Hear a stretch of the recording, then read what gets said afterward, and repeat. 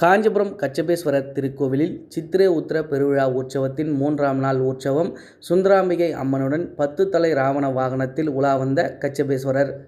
கோவில் நகரமான காஞ்சிபுரத்தில் உள்ள முக்கிய சிவாலயங்களில் ஒன்றானதும் திருமால் ஆமை வடிவில் வந்து சிவபெருமானாகிய ஈஸ்வரனை வணங்கி பேறு பெற்ற திருத்தலம் என அழைக்கப்படும் சுந்தராம்பிகை சமேத கச்சபேஸ்வரர் திருக்கோவிலில் சித்திரை உத்திர பெருவிழா உற்சவம் கடந்த 24ஆம் தேதி கொடியேற்றத்துடன் தொடங்கி வெகு விமர்சையாக நடைபெற்று வருகிறது.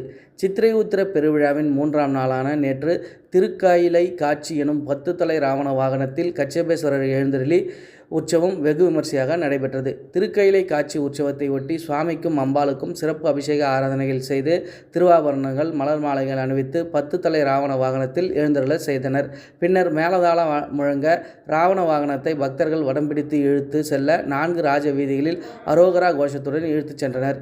10 தலை ராவண வாகனத்தில் வீதி உலா வந்த காஞ்சி கச்சபேஸ்வரரை வழியெங்கிலும் திரளான பக்தர்கள் காத்திருந்து தீபாராதனை காட்டி வணங்கி வழிபட்டு சென்றனர்.